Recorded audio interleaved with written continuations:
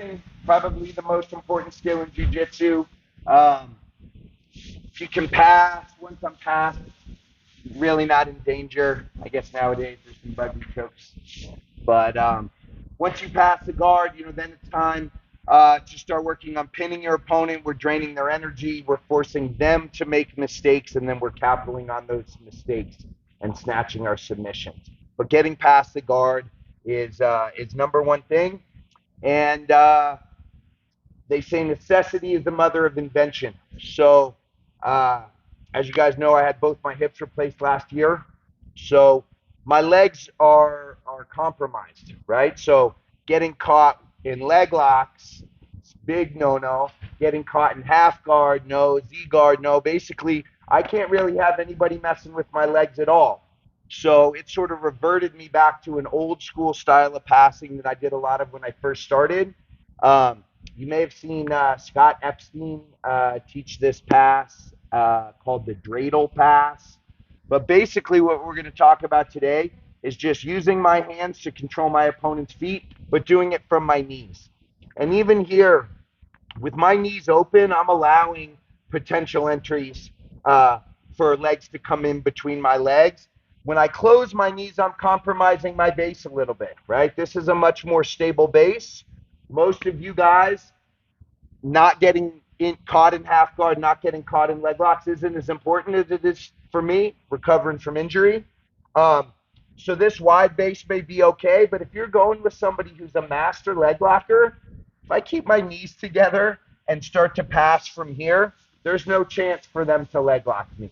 As soon as I step up into combat base, I'm giving people leg entries. So this style of passing works great against leg lockers because you really shut down their game. We're going to talk about putting some weight through the feet, doing the traditional dreidel pass, what to do if they start to take the 2-on-1, and then the way I like to go if they regard. So we're going to try to kind of get through like 3 things here today. Can I borrow you? Jared? So if Jared's seated here, right, I'm sitting down right away. I'm staying nice and low, but I don't want to necessarily start reaching for him, right? I'm gonna look to reach for his legs. I prefer to start going this way, and I'm gonna go palm up, thumb to the inside on this wrist here, not this wrist, on this ankle, and I'm gonna start to circle to my left.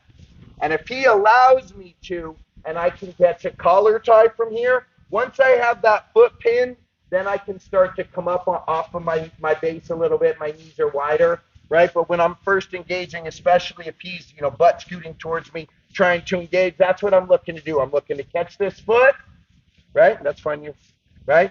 And then I'm looking to get to this collar tie. We'll talk about what happens if he intercepts that, right? But once I'm here, I'm keeping this ankle pinned. I'm cupping the far ear, and I'm basically just spinning him on his butt. And it looks pretty simple. It is pretty simple. Cross hand, weight into that foot, collar tie, and I'm turning him through. And just working to get that chest-to-chest pin. I like to come to flat mode here. Even better if I can collect this elbow, right? But either way, I've got this chest-to-chest pin. I've got my near side hand controlling the hip, and I'm around his head. So that's where we're going to start. I'm seated. He enters. He starts to try and engage. I pin that foot. Collar tie, spin, and I'm using some shoulder pressure with that collar tie, right? I'm not out here long. I'm bringing him in so that I'm using that shoulder to start to turn his head. I'm pinning the foot. I'm turning him through, and I'm coming into my pin. And obviously, that looks very simple, and it works well, but then we're going to talk about sort of the 2 main ways that he's going to defend and then how to deal with that. But I want you to start here, one guy on their knees, and notice I'm keeping my butt back, my hips low. The only thing I'm really giving him here is front headlock stuff. And when you give somebody one option, it's usually pretty easy to defend. I know from here, the main thing I'm giving him is my neck, right? Because I'm not reaching for him. I'm staying close. He's going to come in looking for that neck a lot of times. Boom. And he's off balance. And I'm past. Questions on it? Let's play around with it a little bit, and then we'll start to deal with his common defenses. Okay? 1, 2.